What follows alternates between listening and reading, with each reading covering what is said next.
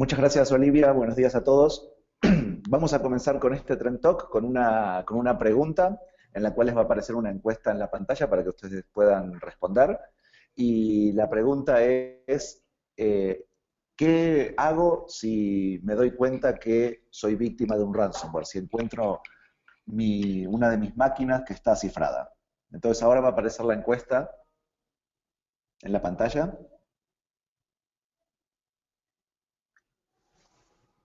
y vamos a mostrar los resultados en un momento.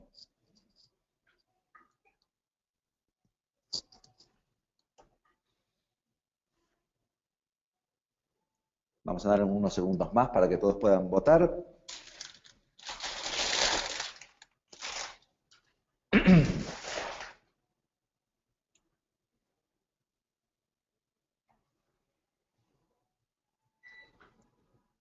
Muy bien. Vamos a ver cómo nos fue con las respuestas.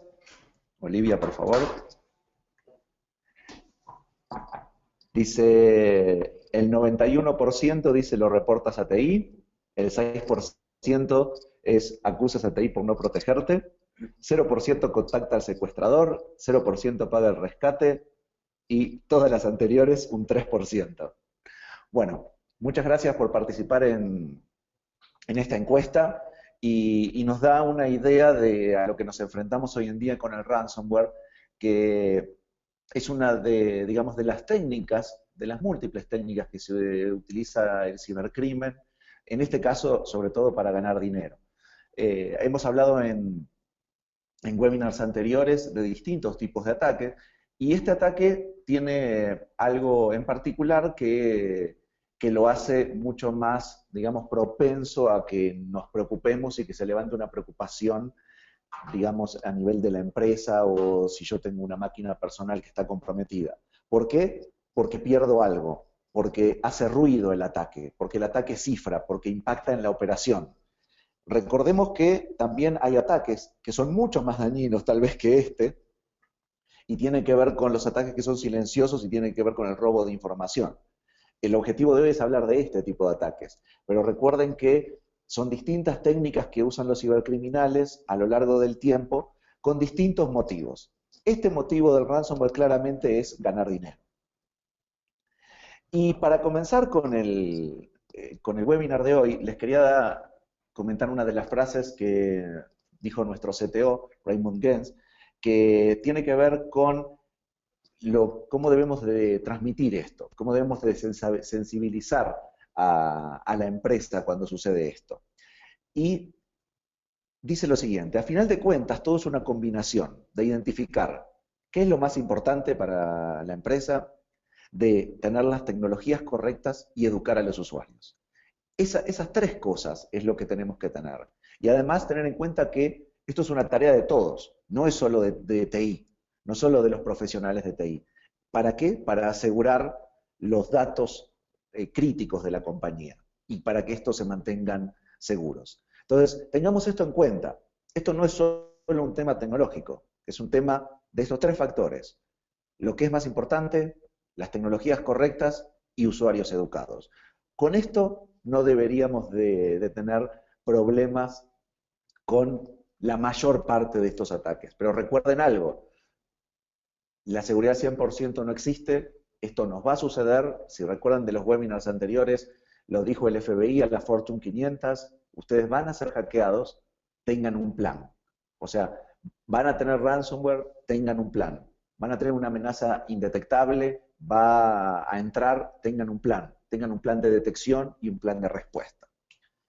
Entonces, para comenzar, les voy a comentar un poco de historia. Esto no es que surgió de la nada, o sea, el ransomware no apareció ahora de la nada. Y tiene que ver con entender el modelo de cibercrimen. Estos son técnicas, y técnicas que van pasando a lo largo del tiempo. Y técnicas para vulnerar las medidas de seguridad que existan. Como lo dice el diagrama, lo que sucede aquí es que hay una técnica nueva, puede entrar a las máquinas. Esta técnica o esta táctica es conocida por quienes se dedican a la defensa. Bien, si ya es conocida, los cibercriminales hacen una nueva técnica para volver a entrar. Bien, y si no, siguen ganando dinero. Mientras sea exitosa, siguen usando la misma técnica. No lo tienen por qué cambiarla mientras les siga dando el objetivo principal, que es el dinero. Entonces, tengamos esto en cuenta, porque el tema de esto del CryptoLocker, CryptoRansomware, o como se llame ahora, o como se llame después, tenemos que entender que nació con algo que pasó no hace tanto tiempo, pero hace unos años atrás, que era el fake ID o los falsos antivirus. O sea, no sé si recuerdan, era que uno estaba navegando en una página y de pronto recibía una alerta que parecía venir como de un programa diciéndole que uno estaba infectado y que tenía algún virus. Y uno dice, pero si yo tengo antivirus y tengo esta protección. Entonces, esto les decía, no, usted está infectado, y adicionalmente les mostraba avisos que eran convincentes. Y lo llevaba hacia algún lugar donde ustedes compraban una solución, que en realidad no era una solución, era todo un engaño, en el cual ustedes pagaban para limpiar lo que no tenían, realmente no estaban infectados, pero entonces pagaban para esto, y esto fue uno de los primeros tipos de engaños que surgieron con este tipo de, digamos, de amenazas. En realidad, aquí no se secuestraba nada, no se secuestraba el equipo, pero sí los engañaban haciéndoles creer que ustedes estaban infectados. En otro tipo de amenazas que surgieron un poco después de esta, por ejemplo, les mostraban imágenes pornográficas y les decía, usted tiene estas imágenes aquí, o sea, el FBI va a llegar, entonces uno entra como un estado de paranoia y lo que hace el usuario normalmente es pagar. Y mientras esto funcionó, fue una táctica utilizada por los atacantes.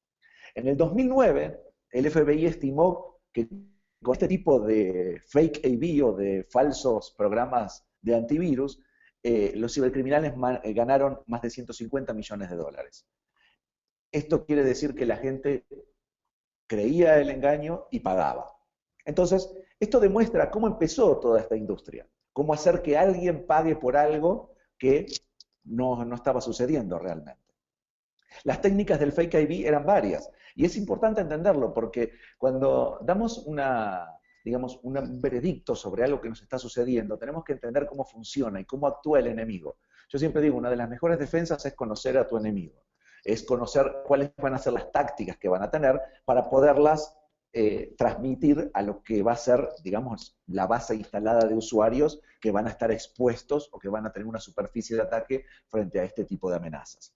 Entonces, en el Fake AV se usaban varias estrategias. Spam, otra era Black Hat SEO, o sea, Search Engine Optimization, o sea, lo que hacían eran poner links, le aparecía uno de estos avisos de Fake AV, spam en redes sociales, malvertisements, que tiene que ver con sistemas de publicidad, esas publicidades que vemos o anuncios que vemos cuando navegamos por internet, bueno, eso lo da un proveedor y los cibercriminales lo que hacen es infectar a ese proveedor. Entonces, cuando uno le está mostrando una publicidad, tal vez en Flash o en HTML, uno se infecta solamente de verle la publicidad. Tal vez el sitio donde estoy entrando no es el que está infectado, lo que está infectado es el proveedor de publicidad.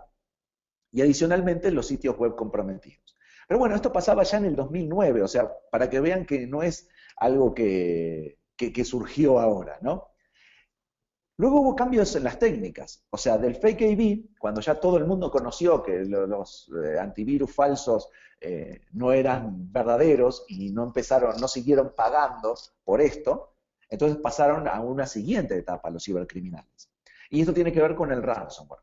Dijeron, bueno, ya que no van a pagar por algo que nosotros les hacemos creer que no tienen, vamos a secuestrarle algo que les importe. Y entonces hay varios aspectos que tienen que ver con el ransomware que surgieron con esto.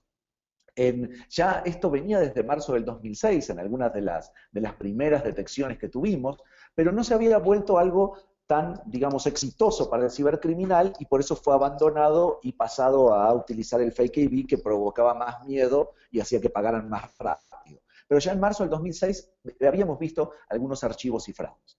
En enero del 2011, lo que hicieron fue directamente deshabilitar el sistema. Bien, entonces uno no podía hacer nada en el sistema, lo único que veía era una advertencia diciéndole que debía pagar para recuperar su sistema. Cuando esas técnicas se conocen, evolucionan los cibercriminales y usan otra técnica que tiene que ver con recabar información del usuario.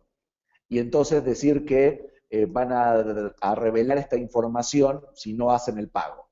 Entonces, siempre esa base de amenazas y miedo en el cual los usuarios obtienen, o sea, ese problema y terminan pagando.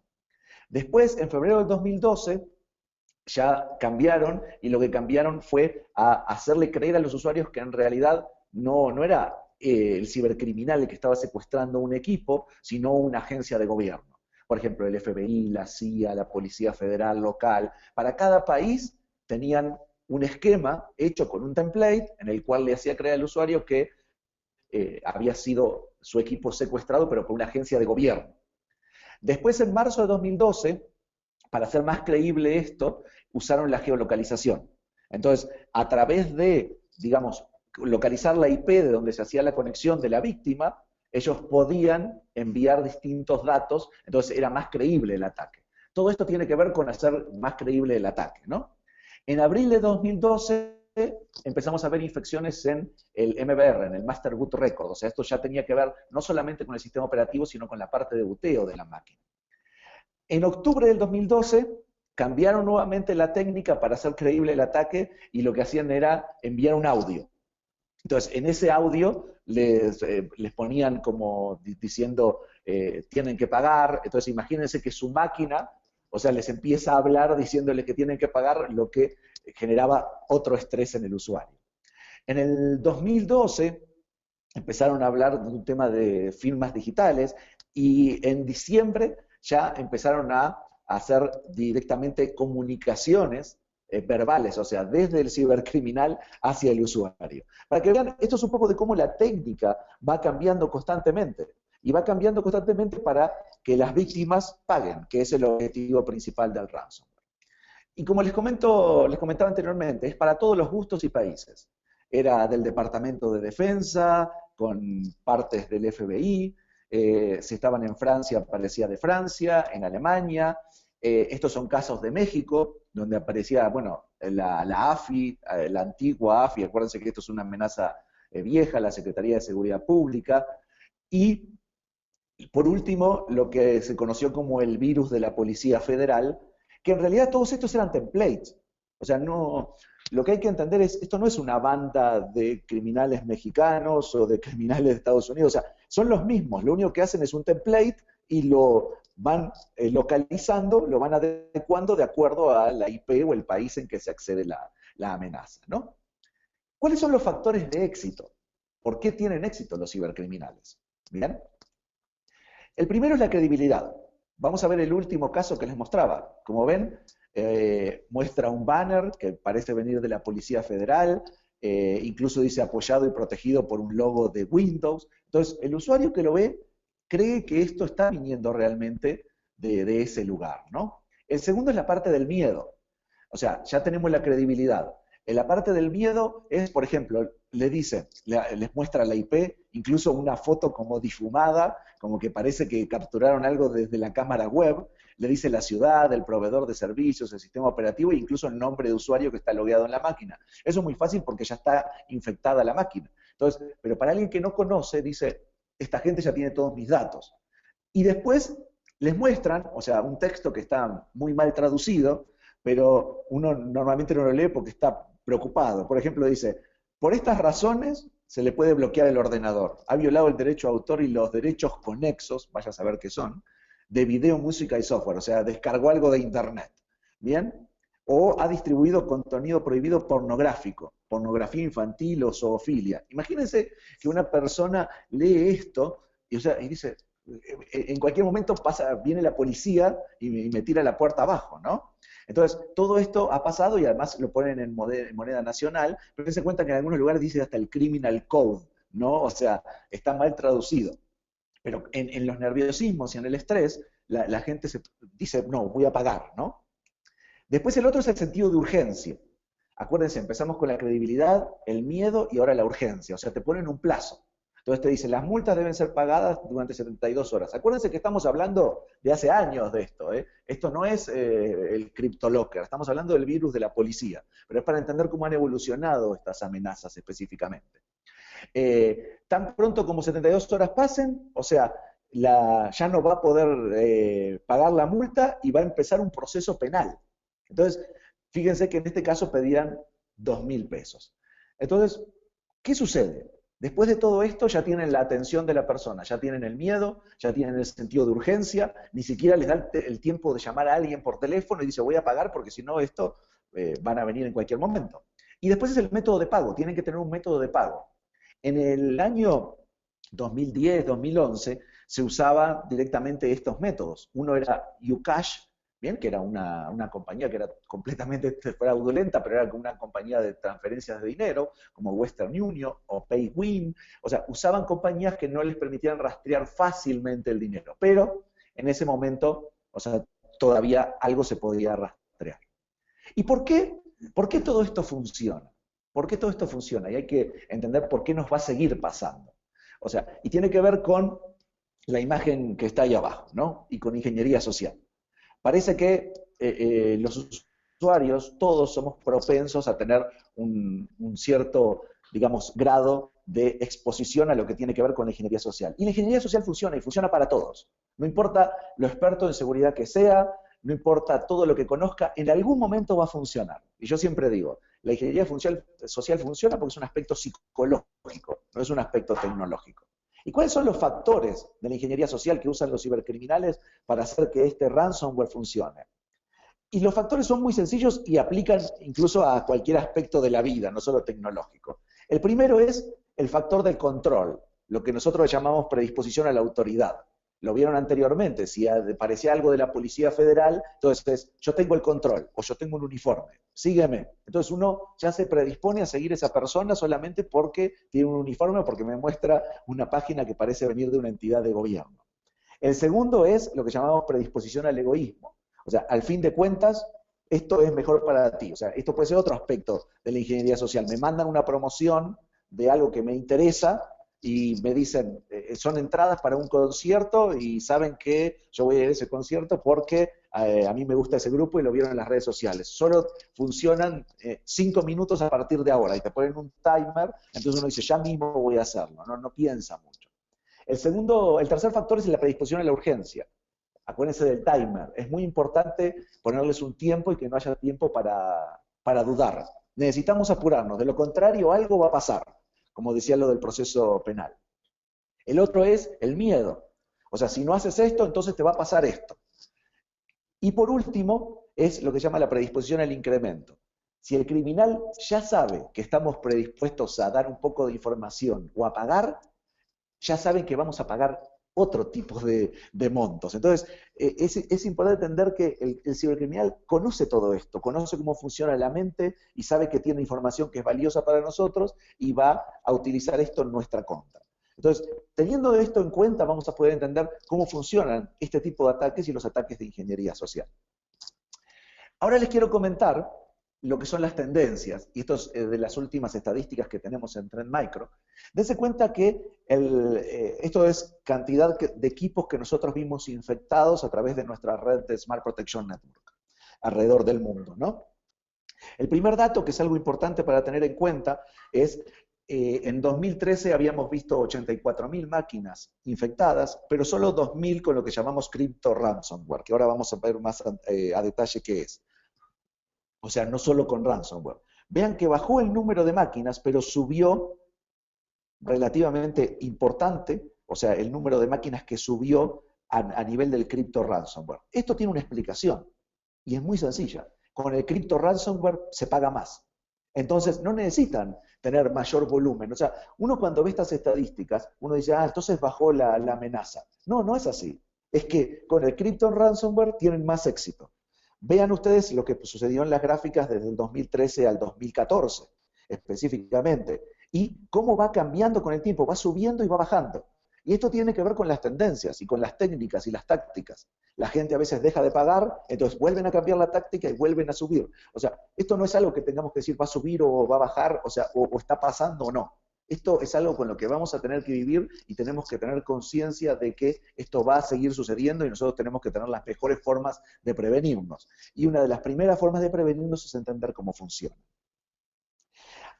Por último, en la parte de tendencias, les quería mostrar cómo ha cambiado la distribución de las familias de ransomware y las familias de CryptoLocker específicamente. Vean que en el 2013 nosotros teníamos 1, 2, 3, 4, 5 familias principales, ¿bien? De lo que tenían que ver con ransomware. Y vean que en el 2014 ya hay más familias. A esto me refiero con familias, es con distintos kits que hacen distintos tipos de cifrados, distintas formas de pago, y el aumento en la cantidad de kits tiene que ver específicamente con que esto está funcionando. Y esto está funcionando, ¿por qué? Porque la gente está pagando. Entonces, mientras esto suceda, mientras la gente pague, el cibercriminal va a seguir empleando estos métodos. Y esto es muy importante tener en cuenta a la hora de decidir qué es lo que voy a hacer a futuro. Entonces, para recapitular, ¿a qué nos enfrentamos ahora? Todo esto que vimos anteriormente, lo del virus de la policía, lo del fake AV, es de años pasados. Ahora nos estamos enfrentando a lo que nosotros llamamos familias de CryptoLocker. ¿Y por qué funcionan? Porque ya tienen una audiencia captiva. O sea, ellos ya saben que hay gente que va a pagar por esto y está funcionando. Entonces, al tener una audiencia captiva, el CryptoLocker lo primero que hace es decir, ya no te voy a bloquear el acceso a la máquina, te voy a dejar que sigas trabajando, pero te voy a cifrar tus archivos más importantes. Entonces, esa es una de las primeras tendencias que el CryptoLocker empezó a utilizar y tiene que ver específicamente con los archivos personales, con ciertos tipos de archivos, archivos .doc, archivos de video, archivos de Excel, archivos de bases de datos, o sea, todo lo que encuentren que puede ser valioso para el usuario. Entonces, antes, muchas veces cifraban toda la máquina y no tenía sentido, ¿para qué van a cifrar un archivo del sistema operativo? Entonces ahora lo que hacen es cifrar un set de archivos que los van buscando alrededor a través de la máquina y los van encontrando.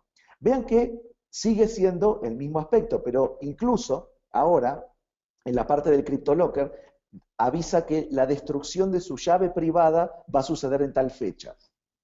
Esto quiere decir que si uno no paga después de esta fecha y le ponen un timer, o sea, ya no hay posibilidad de recuperar sus archivos, porque los archivos son cifrados ya no con algoritmos sencillos, como sucedían antes, sino con algoritmos más complejos. Pero que sean más complejos no quiere decir que sean difíciles de conseguir. Son los mismos archivos, o sea, los mismos algoritmos de código abierto que se utilizan para hacer VPNs, para firmar certificados digitales. O sea, tienen la misma robustez. Por eso, si uno no tiene la llave privada, no puede abrir estos archivos. Y la llave privada no está, digamos, alojada dentro del propio malware, como sucedía anteriormente con las otras familias. ¿Cómo es la cadena de infección de CryptoLocker? Y esto es importante de entender. El usuario recibe un spam con un adjunto malicioso. O sea, ¿se acuerdan? En FakeAV había varias técnicas de infección. En el CryptoLocker, los cibercriminales utilizan el spam o el correo electrónico. ¿Por qué? Porque ellos descubrieron que las tecnologías de correo electrónico, de filtrado de correo electrónico que tenemos hoy en día, son muy fáciles de hacer bypass, o sea, de saltearlas, si uno hace unos correos de cierta manera.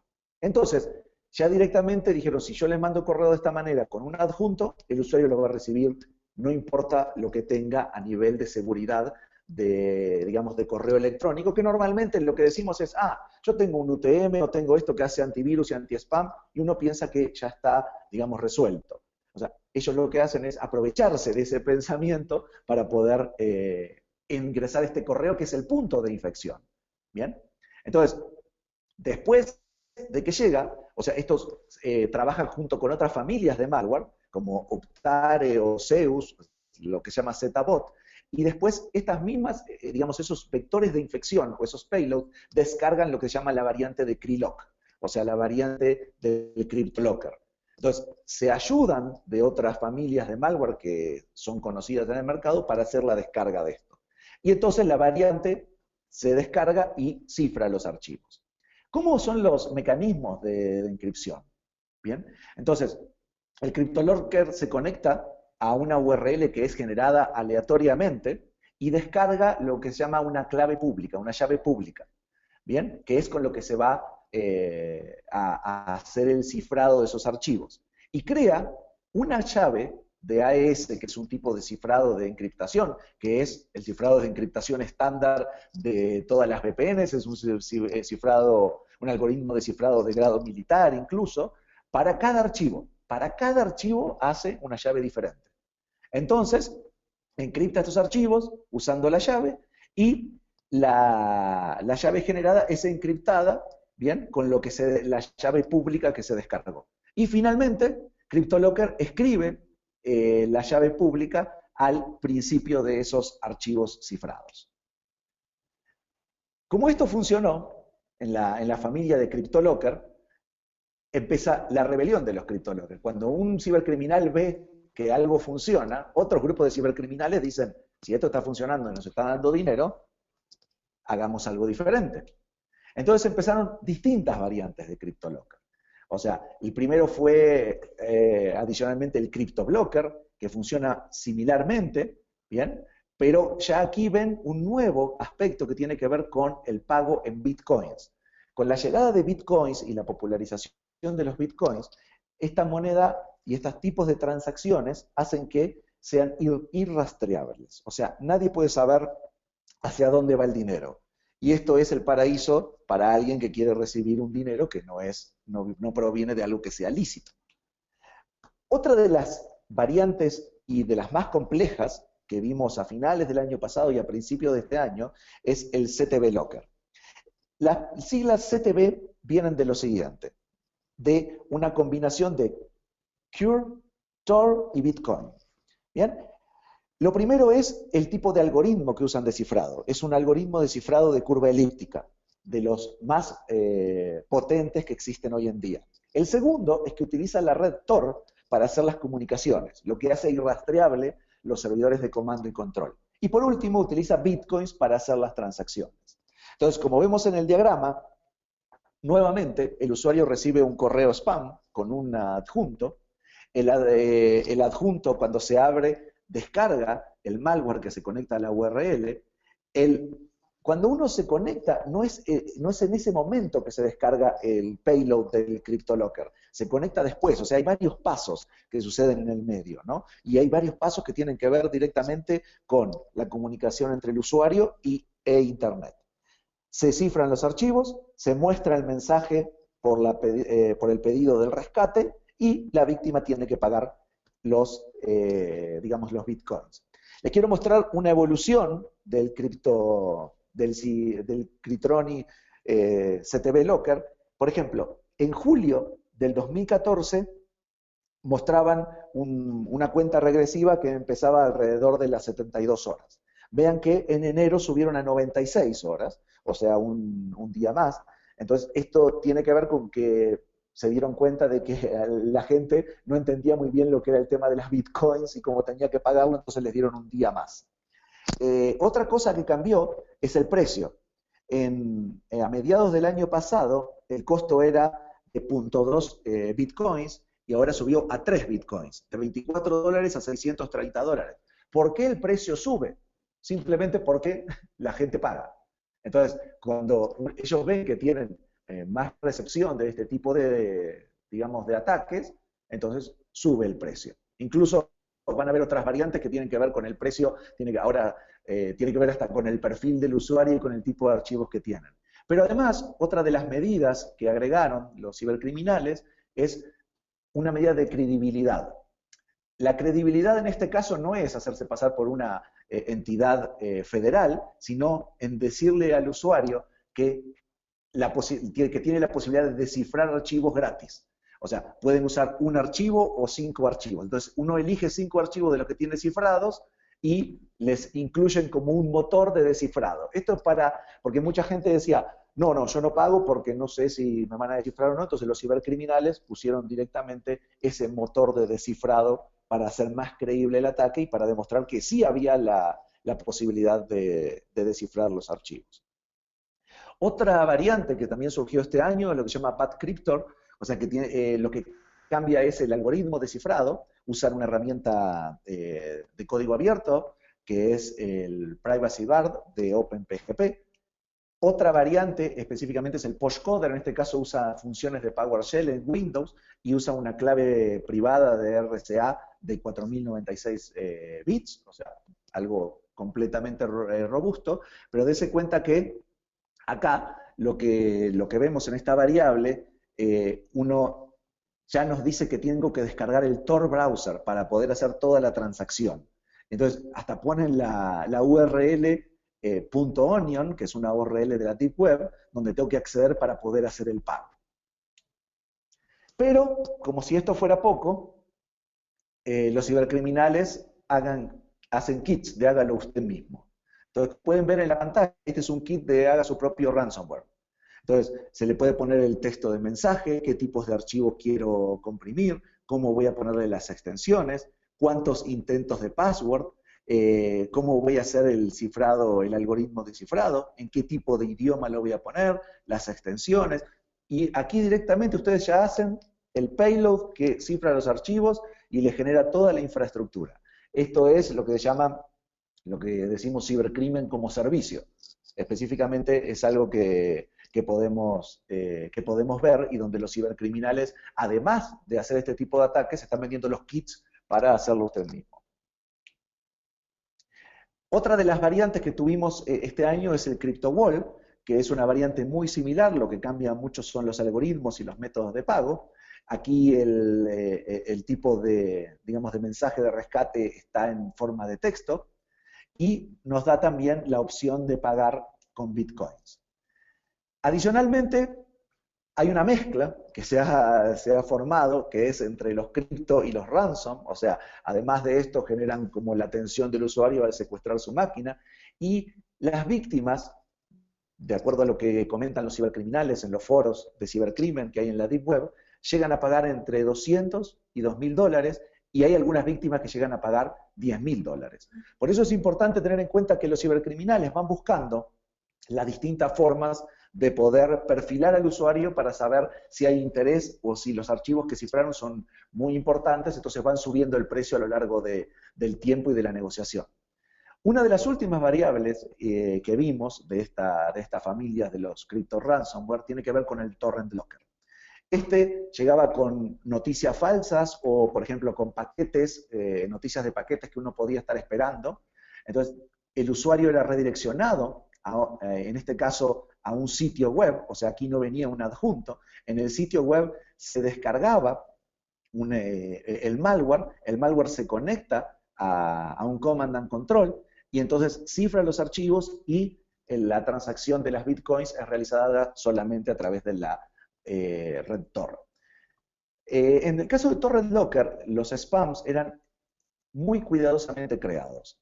Incluso si ustedes ven, este es un spam que analizaron nuestros laboratorios de Torrent Locker, y si ven, tienen las firmas de DKIM y de SPF, que son dos tecnologías para validar los correos específicamente, ¿no? Entonces, por eso pasan los correos por el filtrado normal, porque tienen incluso hasta tecnologías que permiten validar que los dominios sean válidos. Entonces, no es simplemente que alteran los encabezados del correo, crean dominios válidos para poder enviar el spam y poder hacer creíble el ataque.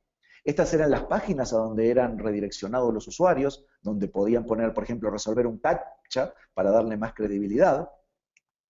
Y así es como directamente funciona esta última variante que se llama Torrent Locker. Entonces, después de que el usuario es, digamos, secuestrado, se le envía a una página donde tiene un número de usuario, y de acuerdo a la ubicación y a la cantidad de tiempo, el usuario se le presenta una pantalla donde dice: si estás en Francia tenés que pagar tantos euros, en Italia tanto, si es genérico tanto, o sea, dése cuenta, a partir de la región va poniendo ciertos precios. Le dicen al usuario que tiene que crear una billetera de Bitcoin, comprar por PayPal para hacer el pago con Bitcoin, enviar los Bitcoins a una cartera, a una billetera que tiene que ver con específicamente el código de la red Tor, pero adicionalmente, en este caso, el descifrado se hace después del pago descargando una herramienta y se le dice al usuario: esta herramienta solo sirve para tu máquina. Si usas una herramienta que se generó en otra máquina, en tu máquina los archivos serán destruidos. porque ese es el otro tema. Había gente que pagaba, tenía 3 máquinas y decía voy a pagar por una, entonces usaba la misma herramienta para descifrar varios archivos, entonces los cibercriminales cambiaron esta forma de operar. Entonces, como les comentaba, para cada país, España, Australia, Turquía, genérico, Italia, Francia, cada uno tenía sus propios estilos de correo y adicionalmente ya estaba una página de soporte. O sea, para hacerle creíble en el caso de que si no recibía la herramienta, o sea, uno podía levantar unas quejas de soporte, digamos, con el cibercriminal. Y además les permitían, como ya vimos anteriormente, descifrar un único archivo. El costo va variando alrededor del tiempo, entonces a partir de cuando el tiempo iba bajando, el costo va subiendo y además tienen un contador que le dice cuánto llevan pagado por si no pagaron el total de bitcoins. ¿Cómo afectó esto? Bien, ¿cómo el cripto ransomware ha afectado el mundo? Bueno, esto es un mapa que hemos hecho en Trend Micro con los distintos territorios donde vemos países afectados. Como pueden ver en Latinoamérica, los países afectados son México, Colombia, Brasil y Chile principalmente. Pero como ven también es un tema mundial. O sea, esto sucede no importa dónde estén. Es una amenaza escalable, es una amenaza rápida y es una amenaza que paga rápido. Muy bien, hasta aquí vimos un poco de historia, vimos dónde estamos parados hoy en día tecnológicamente, qué es lo que hacen los cibercriminales tecnológicamente. Y ahora viene el gran problema. Ya me encriptaron los archivos. ¿Qué hago ahora? Bien, la gran pregunta que recibo de muchísimos clientes. Entonces, hay varias opciones. Bien, y la primera es la siguiente. En mi to-do list es hacer nada. Bien, no puedo hacer nada. O sea, si están cifrados los archivos, o sea, no hay manera de descifrarlos. O sea, no hay una herramienta para descifrarlos a no ser la que tenga el cibercriminal o a no ser que ustedes puedan obtener la clave privada, cosa que el cibercriminal guarda muy cuidadosamente y celosamente porque es lo único que tienen. Otra de las soluciones que tienen es hacer un restore. Un restore, por supuesto, de un backup que tienen previamente. Normalmente esto no se hace, y sobre todo no se hace en los equipos. Tener backups y tener backups al día, y tener un backup de todos los equipos, y a lo sumo se podría hacer, incluso creo que es más fácil hacerlo cuando es un ordenador doméstico que cuando es un ordenador de una compañía. Pero esta sería la forma más fácil de vencer al CryptoLocker, y tiene que ver con tener un backup y hacer el restore de los archivos. Entonces yo me preocupo más. Listo, borro los archivos que están cifrados, recupero lo que tenía y pronto. Pero en las empresas sucede otro problema, que no es solo el backup de la máquina, es para la operación diaria, y todos los que trabajan en el área de TI de operaciones, saben que tenemos aplicaciones donde les damos permisos a carpetas compartidas. Entonces, si una máquina está comprometida con CryptoLocker y tiene una carpeta compartida donde tiene permisos de escritura en un servidor, el CryptoLocker va a cifrar también esa unidad con archivos compartidos. Y lo que va a hacer es cifrárselas a todos, incluso aunque el otro que no tiene el CryptoLocker, cuando acceda a la carpeta van a ver que están cifrados. Y eso tiene que ver con una de las máquinas. Esto se solucionaría muy fácil dándole los permisos correctos a las personas correctas y no a todos de escritura, pero sabemos que eso en la vida real es bastante complejo por un tema de operación. Y, por último, hay otra opción que por supuesto nosotros no recomendamos y no hay que hacerlo, es cuando reciben la nota es la última oportunidad que tienen. Paguen o van a perder todo. ¿Bien? La recomendación de esto es no paguen, por favor. O sea, pagar y dar un indicio de que ustedes tienen archivos importantes es fomentar que el cibercriminal les suba el precio, que además el cibercriminal no sabe si ustedes van a obtener la herramienta, están favoreciendo y dándole dinero al cibercrimen. Pero yo sé que decir esto de este lado cuando uno no está con el problema latente y la máquina es la máquina de su jefe o una máquina crítica para la operación de la empresa es bastante difícil. Y por eso les voy a comentar un caso. Bien, este caso se publicó el 23 de febrero, creo que es hace 2 días. Incluso salió en el diario de Chicago, en donde el Departamento de Policía de Illinois paga el rescate de un CryptoWar. Entonces, dése cuenta que uno puede decir muchas cosas y dar muchas recomendaciones, pero esto yo lo comparto para demostrar específicamente lo que no se puede hacer. Pero incluso hay entidades de la fuerza pública donde se le paga a un hacker, dense cuenta, a un secuestrador, un rescate por archivos de una máquina. Entonces, definitivamente la opción no es pagar.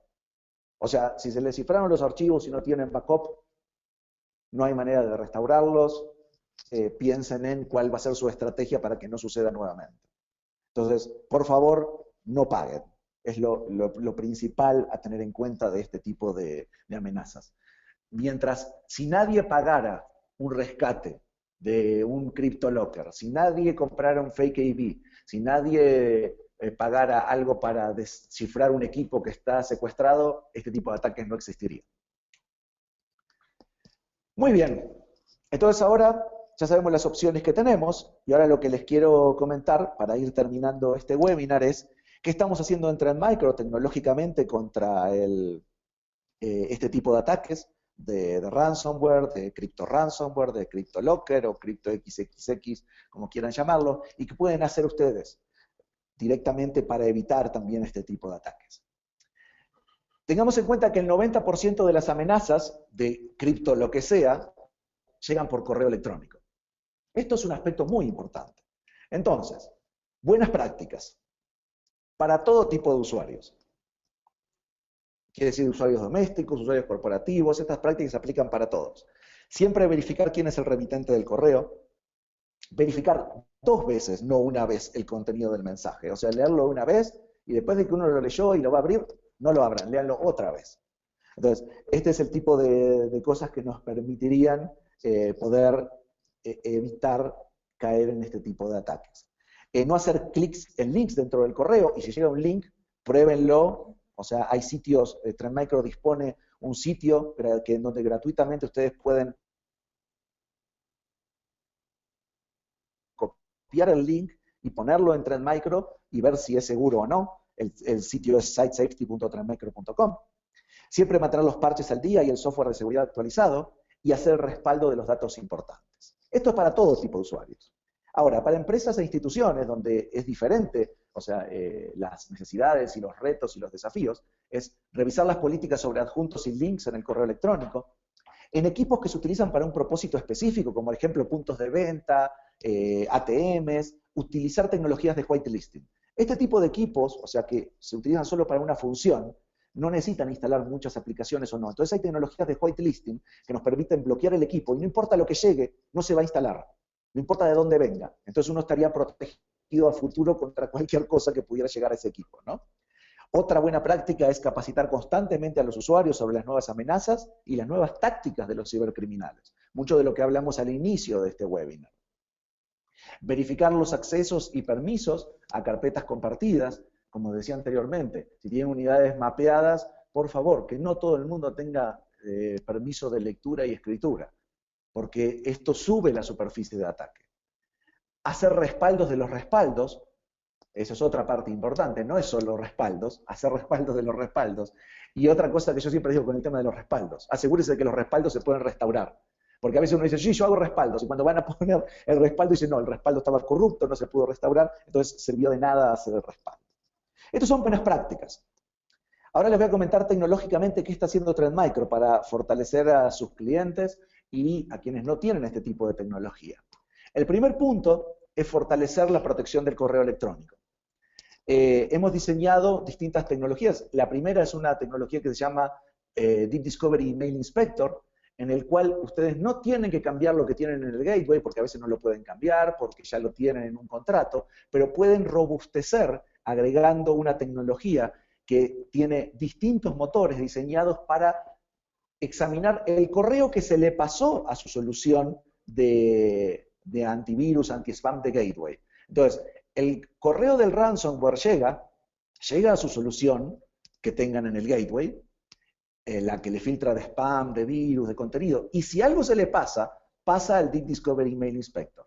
Esta tecnología utiliza distintos componentes que ayudan a detectar este tipo de correos. Uno es una tecnología de sandbox personalizada, donde pueden ver aquí que por cada archivo que se le pasó, por ejemplo, llega un PDF o llega... Imagínense que hay otra técnica que utilizan los cibercriminales es enviar un archivo zip con password, pero el password puesto dentro del correo. Entonces dicen, te mando un documento importantísimo y lo ponen en un zip y abajo en el correo escriben, el password es 1234. Entonces, cualquier tecnología que analice los archivos cifrados no puede romper el password. Sin embargo, Deep Discovery Mail Inspector tiene una tecnología que lee el correo, busca posibles passwords dentro del correo y los analiza y los ejecuta contra el zip que viene con password. Entonces podemos leer adentro del zip con password, extrayendo este password dentro del correo. Por supuesto, esto ustedes dirían puede ser un problema de performance, pero acuérdense que solo va a pasar aquellos puntos, aquellos correos que se le pasaron a su solución de seguridad de gateway, ¿no? Entonces, esto les garantiza tener esa posibilidad. Analizar PDFs, analizar TOC, Excel, en sandbox que son personalizables, además, evitando diferentes técnicas de evasión del cibercriminal para que el correo pase. Otro tiene que ver con los clientes que ya tienen tecnologías de Trend Micro, por ejemplo, tecnologías para el correo interno, como ScanMail para Exchange. Recuerden que el correo interno, todo lo que va en su Exchange, es crucial que sea verificado, y hoy en día mucho más. ¿Por qué? Porque la mayor parte del correo electrónico llega a través de dispositivos móviles. Y el dispositivo móvil no envía el correo a través del gateway, no va a través de puerto 25. Usa el conector de Exchange ActiveSync. Entonces, todo eso es correo interno. Si ustedes no tienen una solución que analice el correo interno, si alguien logra mandar un correo de estos con un adjunto que va a instalar un CryptoLocker y no tienen algo en el correo interno, no lo van a poder detectar. Pero también si nuestros clientes de Trend tienen INSVA, también podemos aumentar la protección con lo que se llama Deep Discovery Advisor. Deep Discovery Advisor es una tecnología similar a la que tiene el Deep Discovery Mail Inspector, pero para clientes que ya tienen específicamente las soluciones de Trend Micro, donde estos se analizan. ¿Cuántos correos nosotros vimos que normalmente Deep Discovery Advisor analiza después de que pasan por todos los filtros de ScanMail o Exchange? Menos del 0.01%. Pero ese 0.01% son los correos que van a venir con el ransomware o con el CryptoLocker. Por eso lo que ustedes tienen que hacer es disminuir la superficie de ataque.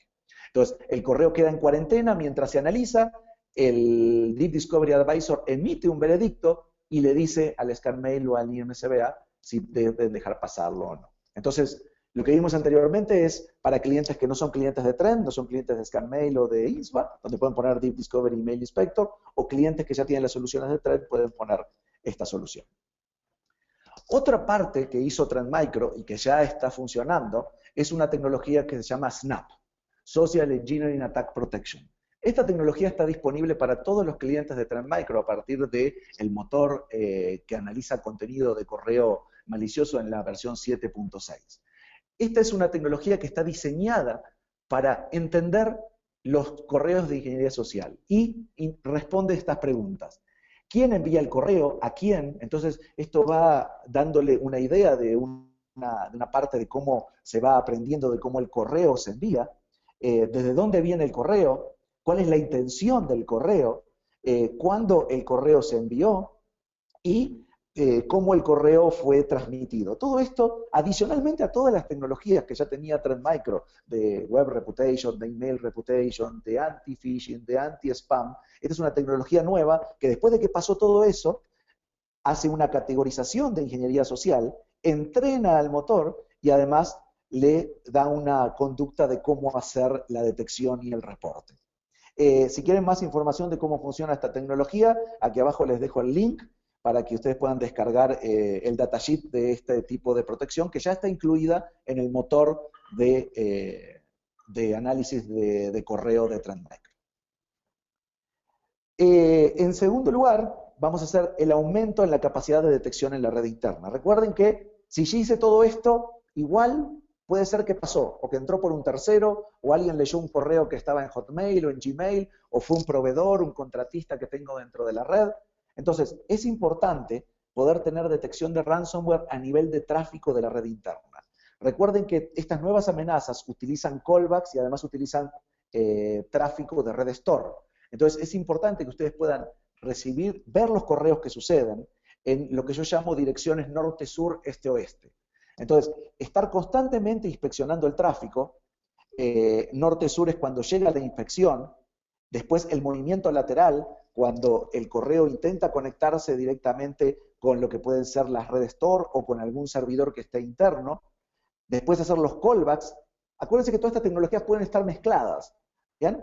Y entonces cada una de estas quiere decir que no solo tengo que ver el tráfico norte a sur, que es este tráfico que yo llamo allá, aquí, sino este a oeste, que es este tráfico para el movimiento lateral y otro tipo de ataques. Entonces, esta es otra tecnología que no es intrusiva, pero me permite obtener visibilidad inmediata de si hay algo que está pasando en mi red. Entonces, evitar que esto se propague. Y por último, el fortalecimiento en la protección de los equipos de cómputo, de los endpoints. ¿Qué tecnologías de protección de endpoint tiene Trend Micro, está elaborando y disponibiliza para sus clientes? Una tecnología de listas blancas de aplicaciones, lo que se llama whitelisting, en un producto que se llama Trend Micro Endpoint Application Control. Como comentábamos anteriormente, es una de las recomendaciones. Si ustedes tienen equipos que puedan ser característicos para este tipo de tecnología, es importante porque estarían blindando de este tipo de amenazas y de amenazas futuras también. Técnicas avanzadas de detección que ya están disponibles, como Behavior Monitoring, True File Type Filtering, en el cual podemos detectar una amenaza por un comportamiento que está teniendo dentro de la máquina. La reputación web, o sea, dónde se conecta para descargar otros archivos. Community File Reputation, esta es una tecnología que ya incluye Trend Micro en sus nuevas versiones, que se llama Census, en la cual no solo vemos como la parte de patrones, que son los archivos malos, sino vemos, este archivo es nuevo. Nunca lo había visto. Entonces, no puedo decir si es bueno o malo directamente, pero puedo darle una reputación. Si nunca vi un archivo, o sea, algo extraño tiene. Entonces puedo ir viendo ciertos comportamientos y esta es una base de datos que tiene Trend Micro en la cual se consulta las, digamos, las ocurrencias de este archivo a lo largo del mundo y dónde tuvo injerencia, ¿no? Entonces uno dice, esto puede ser un archivo que crearon para mí con uno de esos kits que venden, pero yo ya puedo ver, dice, ah, mira, este archivo nunca lo había visto, entonces ya le pongo como algo sospechoso, ¿no? Y una tecnología que estamos desarrollando y va a estar disponible en el Service Pack 1 de Office Scan, que se llama CryptoGuard Document Protection. ¿Qué hace esta tecnología? Y cuyo beta comienza el 9 de marzo. Les aconsejo que si tienen Office Scan o si están probando una solución, descarguen la versión de Office Scan y se anoten para este beta, por favor, porque es una tecnología que ha desarrollado Trend Micro específicamente para este tipo de amenazas. ¿Por qué? Porque va a identificar y bloquear aplicaciones que intentan acceder a una serie de archivos con el objetivo del cifrado. Entonces hay toda una serie de algoritmos que van a decirle, este proceso se acaba de crear y está intentando acceder a los archivos y los está cifrando. En ese mismo momento el proceso va a ser bloqueado, va a ser terminado y además va a ser retroalimentado a Smart Protection Network. Entonces con esta tecnología vamos proactivamente a también mitigar este tipo de amenazas. Y esto es lo que estamos haciendo en Trend Micro de forma tecnológica para evitar el tema del ransomware. Y hasta aquí, muchas gracias a todos por participar. Dejamos un espacio para preguntas y respuestas. Muchas gracias, Juan Pablo. Sí, nos llegaron muchas preguntas. Mira, la primera es, ¿me puedes ayudar con información sobre el ransomware CTB Locker o su variante Kryptonic? Muy bien, vamos a enviar a todos lo que necesiten información adicional, vamos a enviar después de este webinar, así que por favor les pido que estén atentos a poner en la encuesta al final que quieren ser contactados o envían un correo. Para poder decir específicamente que quieren esta información y vamos a hacer con todos los artículos que tenemos en Trend Micro, específicamente con detalles muy técnicos a mucha profundidad de cómo funciona este tipo de variantes. Otra pregunta que nos hacen es, si tienen sus archivos en la nube, ¿pasa lo mismo? ¿Se pueden encriptar para protegerlos? Sí, si el cliente tiene archivos en la nube y son accesibles a través, por ejemplo, de una unidad mapeada, recuerden que estas primeras versiones, o sea, de lo que estamos viendo hoy en día, lo que hacen es buscar archivos locales o archivos de carpetas mapeadas. Entonces, si usted tiene archivos en la nube, por ejemplo, imagínense una nube de Amazon o de Azure, en la cual acceden a través de una carpeta que está mapeada a una unidad, por ejemplo, o una carpeta compartida, van a ser cifrados también. Y también quieren saber si ese tipo de infección funciona en cualquier tipo de sistema operativo o atacan a uno en específico. No, principalmente este tipo de ataques tienen que ver con sistemas operativos Windows, que es el sistema operativo que más se utiliza hoy en día en las empresas. Igual si quieren saber si las cuentas de correo son elegidas al azar o el mismo malware es capaz de obtener una lista de contactos para seguir distribuyendo el adjunto. Hay distintas variantes que lo que hacen es buscar también en las listas de correo para propagarse, o sea, no las vimos aquí, o sea, hoy en día lo que hacen es principalmente los atacantes obtienen las listas de correos principalmente de las redes sociales como LinkedIn, como Facebook, como Twitter, o sea, son los lugares donde obtienen, además de las fuentes normales donde ellos van robando información de otros ataques previos, ¿no? Si pudieras repetir la página de Trend Micro para revisar las URLs. Ah, sí, déjenme que voy hacia atrás, un segundito, por favor.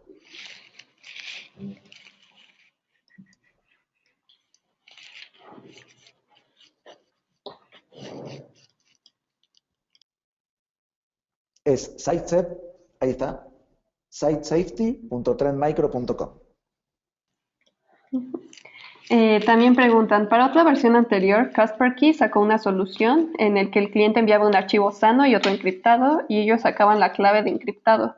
Si Trend Micro está trabajando en esto, ¿habrá una solución a futuro?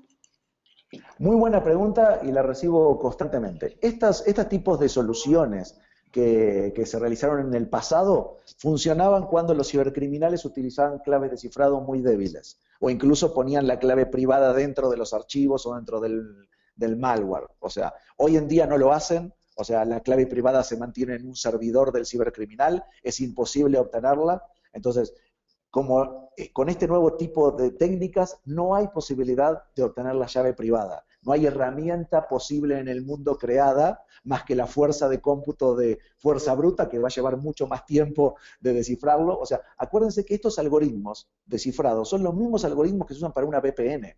Son los mismos algoritmos que se usan para cifrar datos en un disco duro o correo. Son las mismas técnicas. Entonces, si hubiera alguna herramienta que permitiera descifrar esto, todas las comunicaciones de VPN, de certificados digitales o de cifrado estarían en compromiso. Entonces, eso es lo que ustedes tienen que pensarse cuando vean esto. Cuando alguien publica una herramienta para hacer el descifrado, quiere decir que el cibercriminal no se esforzó mucho en poner este tipo de llaves. Yo no lo comenté al inicio, pero los primeros cifradores de archivos o digamos, o cripto ransomware, los primeros que existieron, lo que hacían eran poner los archivos en un zip con password. Y el password además estaba grabado dentro de la propia amenaza. Lo hacían así porque funcionaba.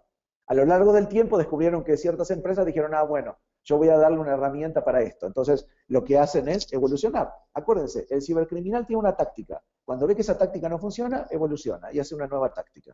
Hoy en día tienen algoritmos de cifrado completamente indestructibles, que son los mismos que usamos nosotros, no son diferentes.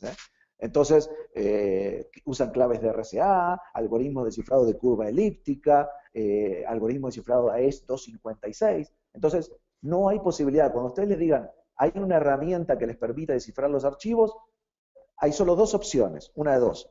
O es una trampa de otro cibercriminal para que ustedes compren la herramienta, o realmente para ese tipo de malware el cibercriminal no se esforzó mucho. O sea, no hay posibilidad. Incluso hay otras empresas que ofrecen el aspecto forénsico del disco, ¿no? Entonces dicen, ah, si el archivo fue cifrado, entonces alguien debe haber borrado el archivo original y lo puedo recuperar. Bueno, este nuevo tipo de malware, las últimas variantes de CryptoLocker, de TorrentLocker, ya hacen un borrado seguro del archivo, o sea que no es posible recuperarlo.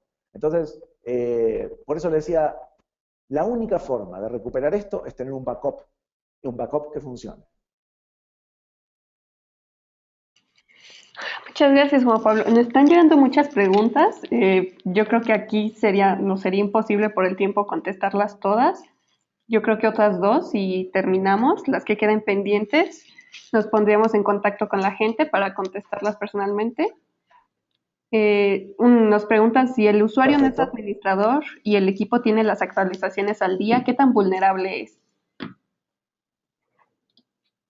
El equipo sigue siendo vulnerable porque muchas veces no, por ejemplo, cuando nos referimos a las actualizaciones al día, hay que pensar que, ¿qué son las actualizaciones al día? Son las actualizaciones de Windows, de Adobe, de Flash, de Java, recuerden, de los browsers, no sé, del lector de PDF, de Acrobat Reader. todo ese software tiene vulnerabilidades. Entonces, incluso, aunque tengan las actualizaciones al día, recuerden que existen las vulnerabilidades de día cero, donde no hay parches. Entonces, el usuario siempre es vulnerable. Entonces, lo primero que podemos decir de esto es, el usuario debe educarse y debe entender específicamente cómo se ve la solución.